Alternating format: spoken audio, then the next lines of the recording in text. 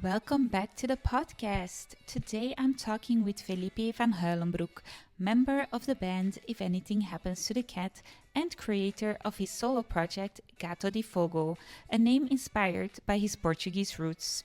We talk about how the band started back in 2009, how different musical backgrounds slowly merged into their atmospheric sound, and what it means to return after a 5.5 year hiatus.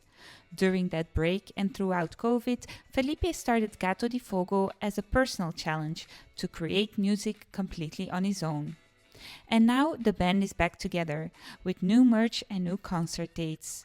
If you're listening in real time, you can catch them on May 13 in Ghent at Café Damberd and later during the Gentse Feesten on the last day at Kinky Star. Enjoy this episode. I'm your host, Lucy. Welcome to the podcast, Felipe. Thank you So much for coming. You're welcome. I'm excited to talk to you about music. Can you start by telling us what your relationship was with music growing up? What did you listen to? What did you like? I think when I was growing up, I was listening to popular music, I would say, like Studio Brussels. The Afrekening was a very important show at the time. And so I was listening to what I would call mainstream rock and indie music most of the time. And then at one point I was listening to a radio program called Duister, and I heard Explosion in the Sky on the radio show, and the next day I went to a record store that doesn't exist anymore called Bilbo, and I bought Explosion in the Sky CD called Those Who Tell the Truth Shall Die, Those Who Tell the Truth Shall Live Forever. Wow. Which is still one of my favorite albums ever, and I think by discovering that band and that CD, a whole new world opened up. I think I was 15 or 16 maybe. And I started discovering more alternative music, post-rock music, and some other related genres, and that's where the basis of my current musical taste and the music I make was born. Yeah. Were you someone who liked to find songs or artists that nobody knew, Yes, that was very underground? Yes, I was, and I still am. And I also really like listening to albums as a whole. Most of the time when I'm listening to music and discovering to music, I listen to the album from start to finish. I like to listen to what the artist envisioned as a concept when making the music. It's not always like that, of course, but in a lot of cases I think artists think about the flow of an album, think about in which order the songs on an album will be, and I like hearing that complete package instead of just fragments of it. Yeah. Let's talk about If Anything Happens to the Cat, the band you're playing in. What got you together in the first place?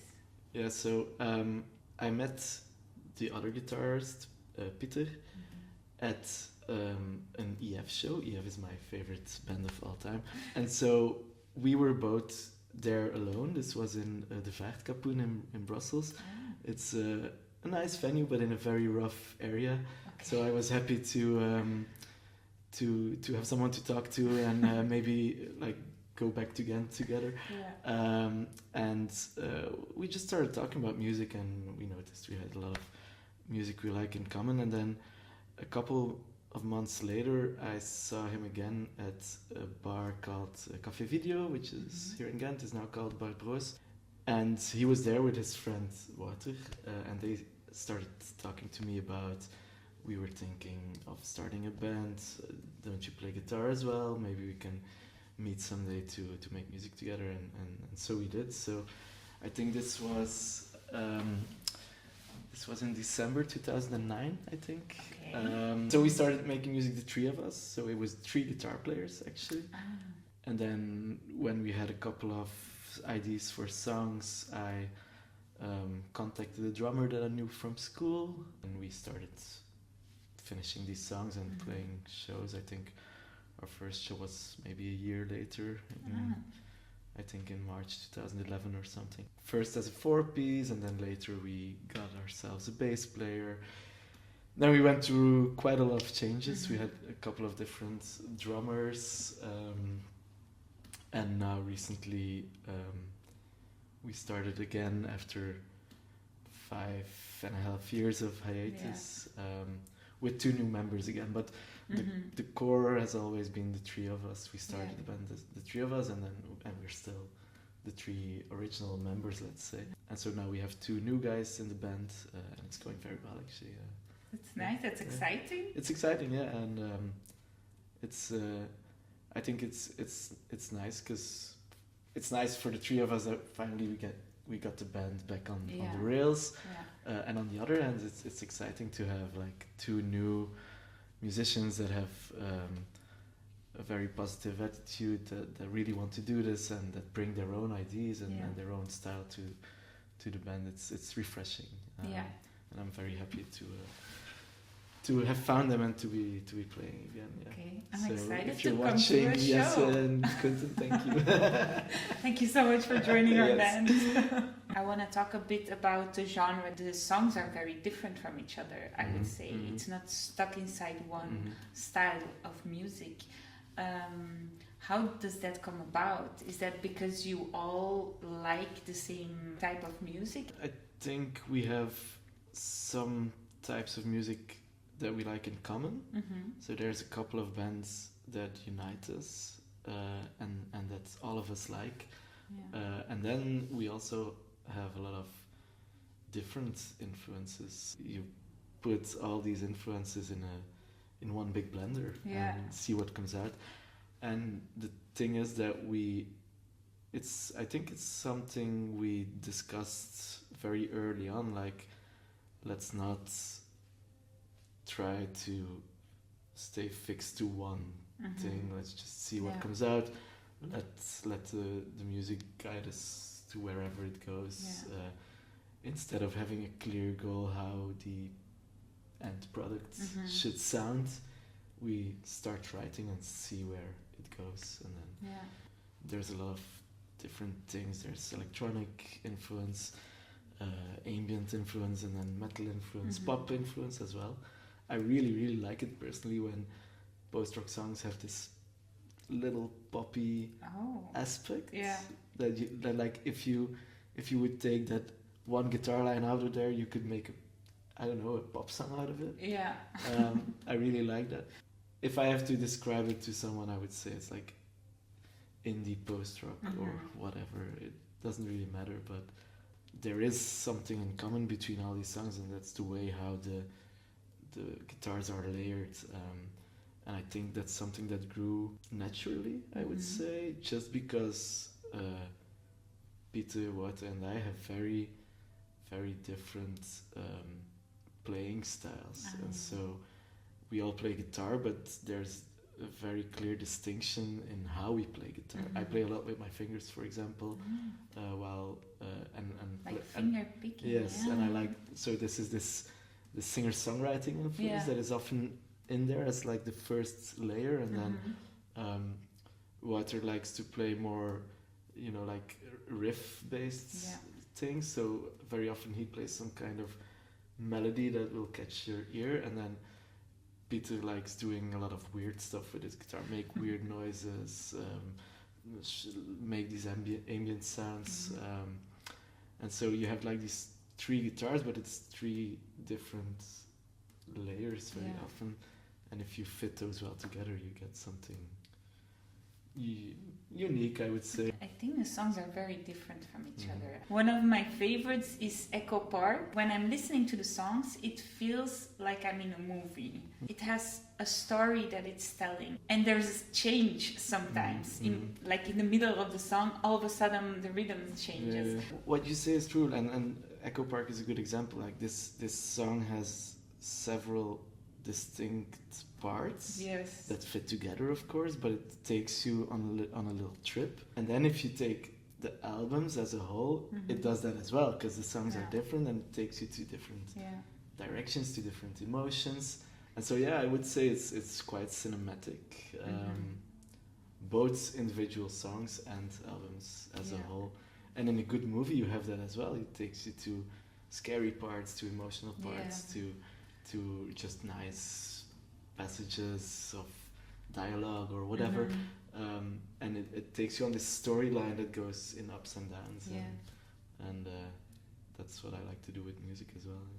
Yeah, I really enjoy it also as a listener, that there is changes in the music. Let's talk a bit about your live shows, because you have done quite a lot.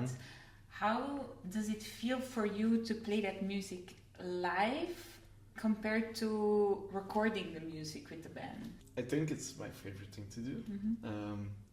I mean, writing songs is fun and recording them as well, but the energy that you have live, especially if a show is going well, of course, is something quite unique. You get like this energy boost out of it. There's probably some hormonal thing happening or whatever. There's the adrenaline of there's the excitement, and especially if you feel that it's connecting to the people watching you, then it's really nice. And I really don't care if it's 500 people watching or 20 people watching. If there's a good connection, it works really well. Like you feel like you're in the moment together, and you're experiencing a moment, something real together. That's what I really like. Both when I'm playing myself, but I like to go to shows as well, and that's what I'm looking for as well. Like this moment of connection when you feel like the band is enjoying themselves, the crowd is enjoying themselves, and we're all in this moment together, and we're kind of forgetting what's happening outside of the venue.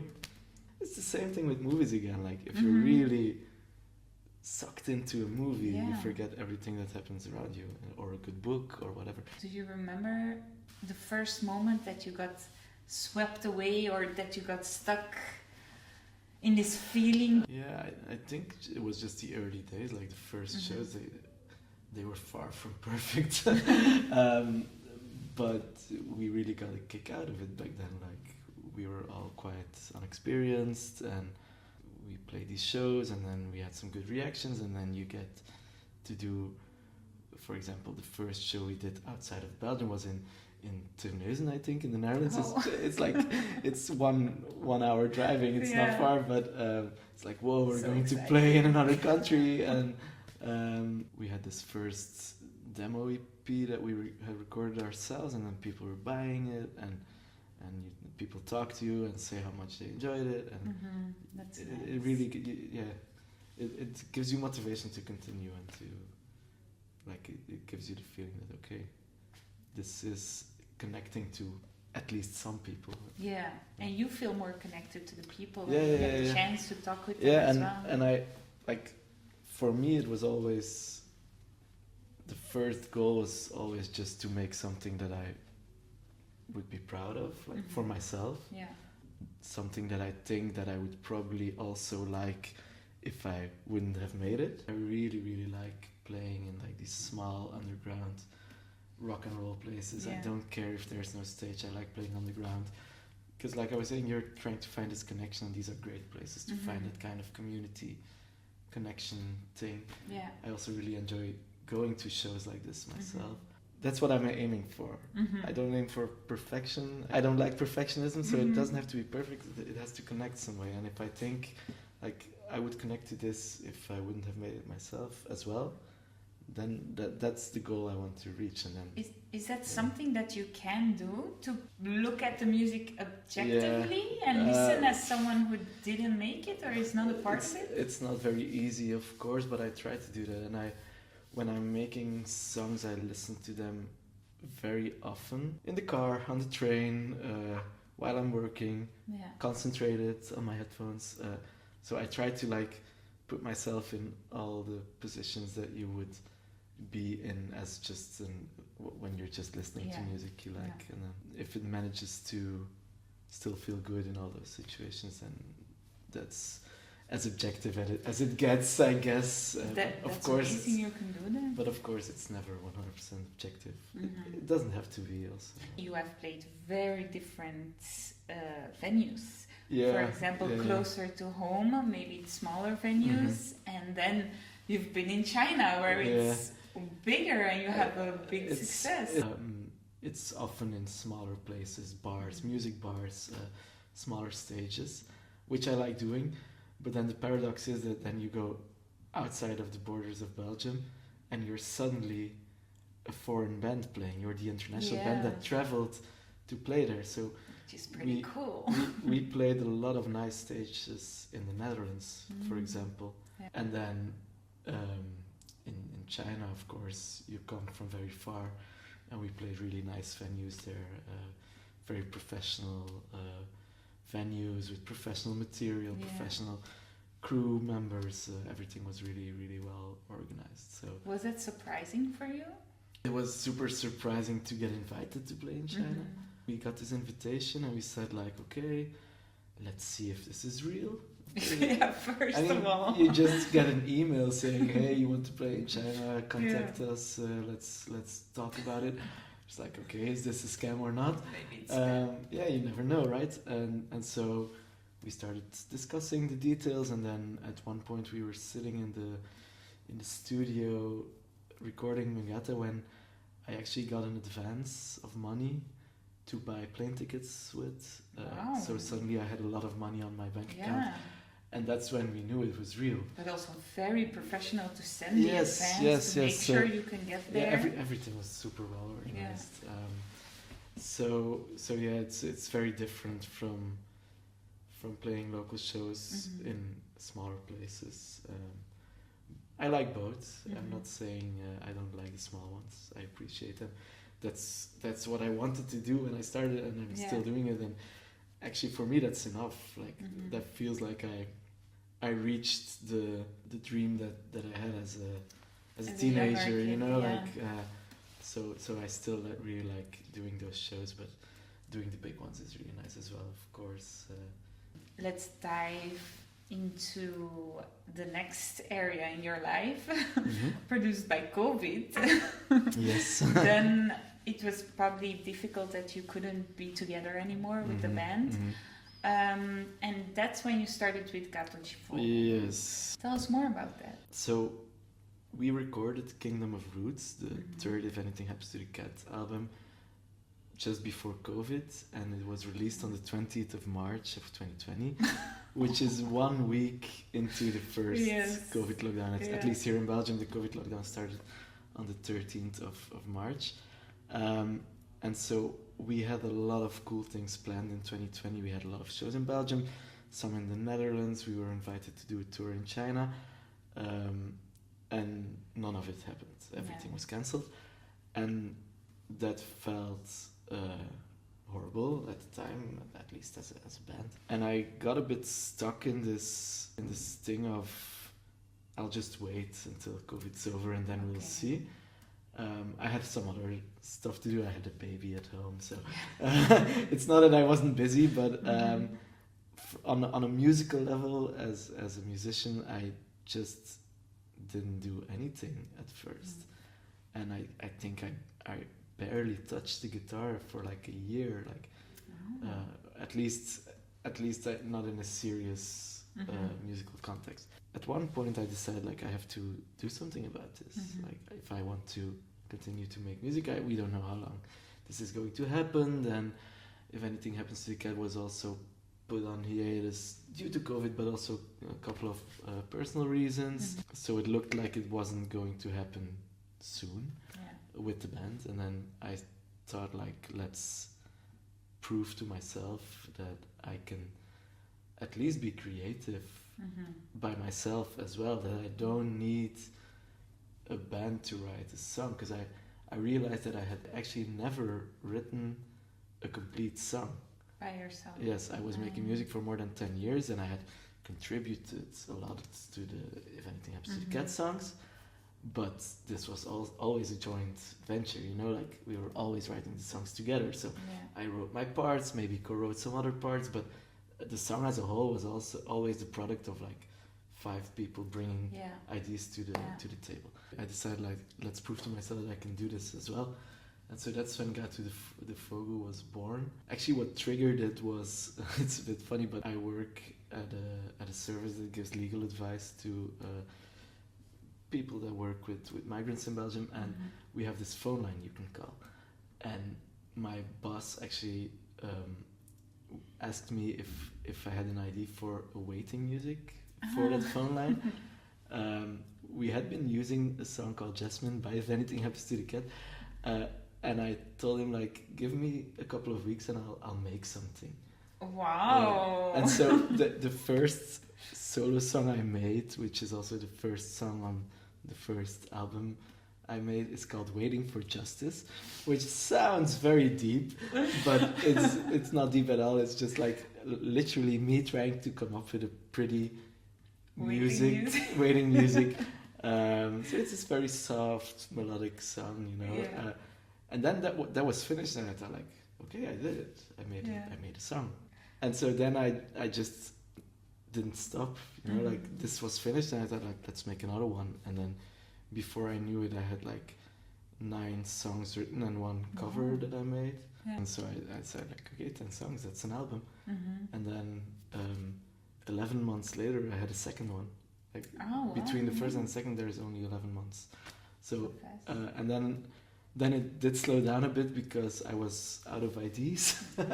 A lot of songs on the first 2 Gato de Fogo releases are older ideas that I had, older ideas that I brought to If Anything Happens to the Cat that were not used, or some things that were used but that I used in a different context, or and so after those first 2 albums, I was kind of out of these older ideas. The third album took a bit longer because I had less to work with to start with. I had to come up with it from scratch.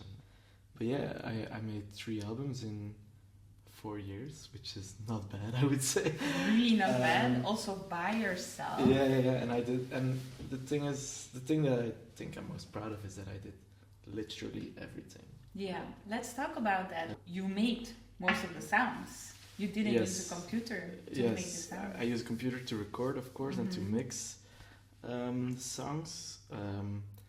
But I did very early on decide, like, I want to play music and not be dabbling in software, which is also making music, of course, but it's a different approach. I also really think that having some kind of limitation triggers creativity. Okay. Because if your means are endless, the doubt is also endless. Like, wow. Okay. That sounds very deep, but I mean, if you have an endless amounts of sounds you can use, then you never know, like, is this sound really the one that I want, or should I try 200 other sounds before committing? That's true. While if you I use a guitar with a lot of effect pedals and a bass and a little drum computer that I can show you. Like, it's this small thing, but this is what I use to make beats. The functions are limited. There's not an endless amount of things you can do with this, and I started making beats on this, and I really liked it because it's a very hands-on way of making beats. You can turn a knob instead of like with your mouse trying to going up and down. and I like that, and so I decided, like, let's do it the old. It's actually very old school to do it that way. And so I have a couple of guitars and a lot of effect pedals, and then I have a couple of small synths and toys that I like to use, and I try to work within the limitations. So I think 95% of what you hear is actually me recording the sounds. I like to use what I have on hands, and this can be anything. Like, you can make sounds by clapping, or I have like this little wooden frog, and if you stroke over it, it makes like this sound. I use that as well. And then something else that I brought to show you is this little thing. It's like this old Casio. It looks so cool and it's like vintage. It's a toy. Like this is a kid's synthesizer from the 80s, but it has these cool sounds. Like it has this trumpet sound. I don't know if you can hear it. I'll put it. It sounds super. Like, did you hear it? It sounds super lo-fi, super old school. Did you already have that before you went on this journey? Yeah, I had a couple of things, and then I started buying things. I like to buy small things on flea markets and stuff like that. Like I bought this little glockenspiel on a flea market. I used to have that. Yeah, it's something that like teachers use in kindergarten. Yeah. I used that quite a lot actually on the Gato de Fogo records. I brought this as well. This is an old phone, as you can see. So cool. I bought this on a flea market as well for like, I don't remember, 3 or 5 euros or something. And then if you screw this, you can just unscrew this. Yeah. I took out the part where you usually have to speak. Yeah. And I just put a new cable in it. Yeah. So like a microphone cable.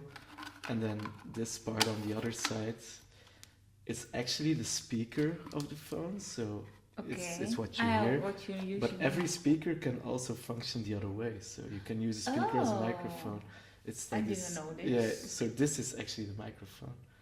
And I just soldered a new cable into it, and I can use this to like speak into or record sounds. And this sounds super lo-fi just by its nature, because it's a very shitty microphone actually. Yeah, I like to do it that way, you know, with the solo stuff. It's just it's like a fun way for myself to make music, to try to come up with original little sounds. And, do you feel like this journey changed you as a musician, maybe, or even how you make music and listen to music? It made me a better musician in general. I'm more aware of how every part of a song plays its role in the total song, you know? And also just by playing more, you get better at playing. That's true. Yeah. I think it was a good experience, or it still is. I'm planning on making more music. Can I make some publicity? Of course, you have to. on the 13th of May. The 13th of May. In Café Damberd, and then during the Gentse Feesten we'll play at Kinky Star on the last day of the festivities. So cool. We were inactive for so long, and now we're back, and I really want to like get out there, play shows. We will start writing new music. We started writing new music. This will be a slow process, but we're getting there. But get out there, play these shows, rehearse, have this community aspect with the 5 of us. We just made new t-shirts that we're selling. Like it's a lot of, we're trying to find shows. We're organizing a new tour in China in October if everything goes well. I don't sleep much because I have too much going on, but sleep is important. Sleep is overrated. You can sleep when you're dead, is what they say. Exactly. But Filipe, thank you so much for coming on the podcast. It was nice to talk about music. It was the first time we talked about music. Thank you so much.